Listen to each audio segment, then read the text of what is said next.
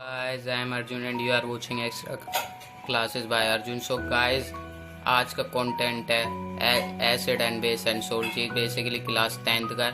तो आपको ये चैप्टर सीबीएसई बोर्ड के अकॉर्डिंग बहुत ही महत्वपूर्ण चैप्टर है। आप इसे विदाउट स्केप किए रीड करना, क्योंकि आपने स्केप किया तो आपको कुछ भी समझ में नहीं आएगा इस चैप्टर में। और ये बहुत महत्वपूर्ण चैप्टर है और आपके लिए एंड में कुछ सरप्राइज भी है, तो आपको वॉच एंड तक वॉच करना। फर्स्ट चीज़ आती है व्हाट इज़ एसिड, यानी हिंदी में कहा जाता है अम्ल।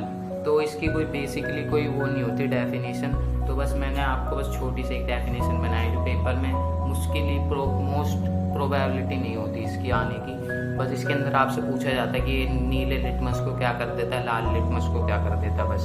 तो मैंने लिखी एक definition, acid are those chemical substance which have a sour taste, यानी जिनका स्वाद खट्टा हो, यानी खट्टे हो, जिनको टेस्ट करने पर हमें खट्टे हैं। जैसे टमाटर है हमारा, इसके अंदर क्या होता है, टमाटर के अंदर हमारा कौन सा होता है, ऑक्सैलिक एसिड। ऑक्सैलिक एसिड होता है, तो टमाटर कैसा होता है, खट्टा होता है, तो इसलिए उसे हम कहते हैं एसिड है भाई, ठीक है। और दूसरी डेफिनेशन है, acids are those chemical substance which change the colour of blue litmus to red, यानी नीले लिटमस को वो परिवर्तित कर देता है रेड में। तो इसके ये जैसे मान लीजिए नीला है, तो ये इसके ऊपर डालेंगे ना हम एसिड, तो ये इसको लाल कर देगा। तो इसकी ये होती है पहचान कि आपसे कोई भी पूछे कि आपको नीले लिटमस को एसिड क्या करेगा, तो उसको लाल कर देगा। और ऐसी बेस है, तो बेस उसका उल्टा है, बेस उसको रेड को ब्लू कर देता है। तो इसकी कोई बेसिकली वो नहीं होती कि भाई क्या कहते हैं डेफिनेशन। तो एक स्ट्रॉन्ग एसिड और वीक एसिड हमेशा पेपर में आता है कि भाई बताओ स्ट्रॉन्ग एसिड और वीक एसिड क्या होता है। तो स्ट्रॉन्ग एसिड सबसे पहले होता है HCl, H2SO4 यानी सल्फ्यूरिक एसिड, और HNO3 नाइट्रिक एसिड, ठीक है।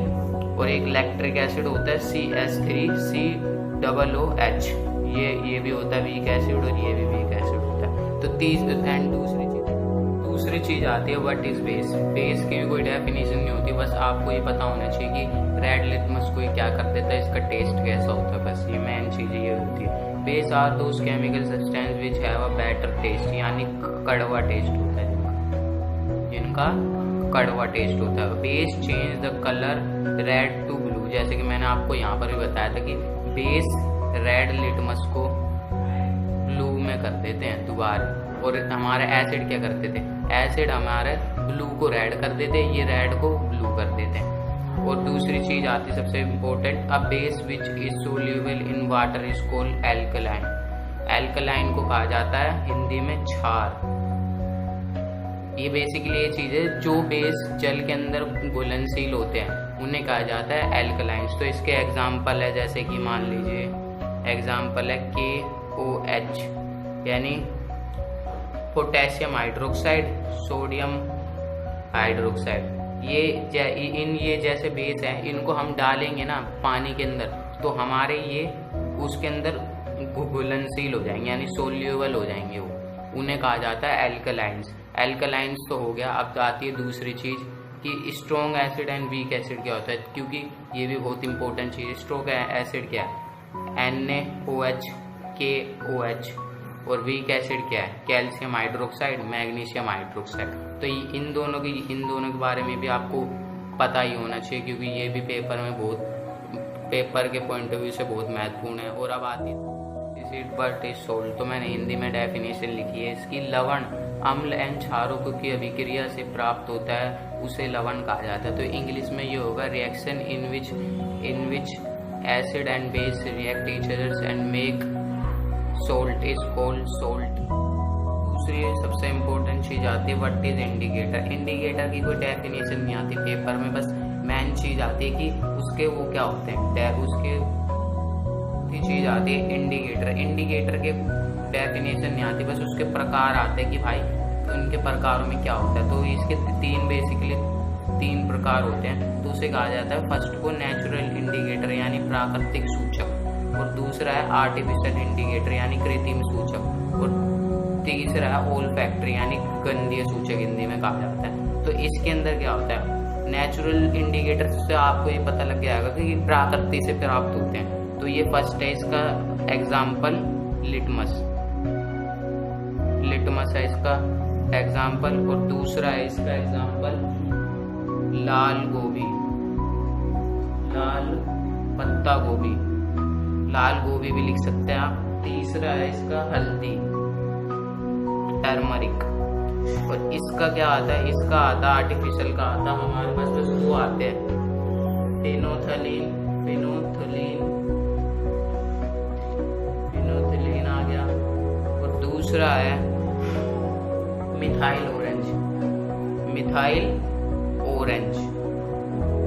ऑरेंज आता है इसके दूसरी चीज। और ओल्फैक्टरी का मतलब ये होता है कि गंधे सूचक, जिसके अंदर हमें गंध से पता लगे कि भाई ये एसिड है क्या बेस है। तो इसमें इसके एग्जांपल बताता हूँ आपको, प्याज, और दूसरा है विनेगर या वेनेला, कुछ भी बोल सकते हैं आप।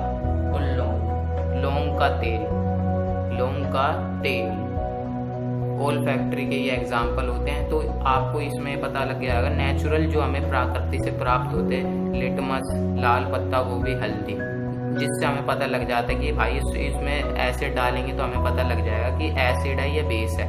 और आर्टिफिशियल के अंदर बस दो ही होते हैं, फिनोथिलीन और मिथाइल ऑरेंज। ये आपको बहुत इंपॉर्टेंट चीज़ है, दोनों आपको याद होनी चाहिए आपके टिप्स पर। और ये ओल्फैक्टरी की आपसे पूछेंगे कि क्या आप ये, जैसे मान लीजिए आपके पास है क्या एक सोल्ट है, उसको उसके अंदर हमने प्याज डाला तो ओल्फैक्टरी इंडिकेटर कहलाएगा वो, ठीक है। अब आती है चौथी चीज सबसे इम्पोर्टेंट, धातुएं यानी मेटल रिएक्ट कैसे करते हैं।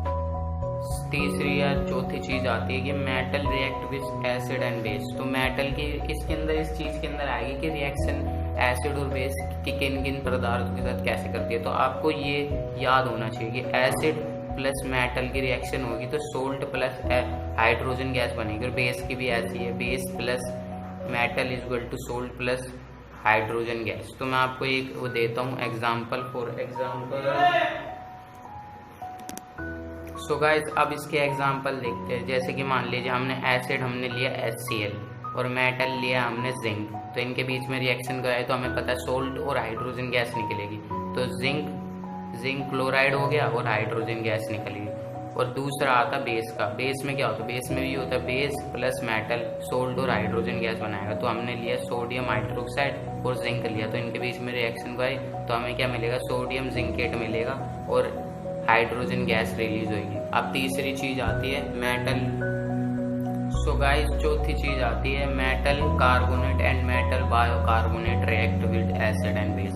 तो इसके अंदर बेसिकली होएगा कि मेटल कार्बोनेट और मेटल बाइकार्बोनेट कैसे रिएक्ट करते हैं एसिड्स और बेस के साथ। तो एसिड और बेस की सेम रिएक्शन होती है। वैसे एसिड रिएक्ट करेगा मेटल कार्बोनेट के साथ तो वो हमें क्या बना के देगा, सोल्ट यानी लवण, H2O प्लस कार्बन डाइऑक्साइड। ये बेस के साथ भी सेम ऐसे ही होता है, बेस जैसे base plus metal carbonate salt plus H2O plus carbon dioxide. और acid plus metal bicarbonate is equal to salt. Important चीज आती है इस चैप्टर के अंदर, सबसे इम्पोर्टेंट चीज आती है एसिड रिएक्ट्स विद बेसिस। तो आपको इस डेफिनेशन, जो मैंने डेफिनेशन लिखी, आपको रटनी पड़ेगी क्योंकि ये प्री बोर्ड और बोर्ड में हमेशा ही आती है। मेरे अकॉर्डिंग मैं हमेशा आपकी गारंटी लेता हूँ ये आएगी आपके प्री बोर्ड में। न्यूट्रलाइजेशन रिएक्शन इसका नाम है। तो मैं आपको डेफिनेशन पढ़ के बताता हूँ। Chemical reaction in which acid and as well as base and give salt और water is called neutralization reaction. तो बेसिकली इसकी सेम है। जैसे मान लीजिए हमने एसिड लिया और बेस लिया, उनके बीच में रिएक्शन करवाई तो हमें सोल्ट और H2O मिलेगा। तो मैं आपको एक एग्जांपल देता हूँ। जैसे मान लीजिए मैंने लिया एसिड में लिया हमने HCl और हमने ले लिया बेस में ले लिया सोडियम। वीडियो को यहीं पर ही ख़त्म करूँगा। तो जैसे कि मैंने आपको वादा किया था कि मैं आपको एंड में एक सरप्राइज़ दूंगा। तो ये सरप्राइज़ है कि हु डिस्कवर pH स्केल। तो आपको एक प्लीज़ कमेंट करके बताना कि pH स्केल किसने डिस्कवर किया। तो जैसे कि आपको पता है ये आंसर आपको कमेंट करके ही बताना होगा। तो इस वीडियो को मैं यहीं पर ख़त्म करूँगा। Please like share and comment करना ना भूलना and subscribe my channel extra classes by Arjun. So मिलते हैं एक नई वीडियो के साथ जल्दी।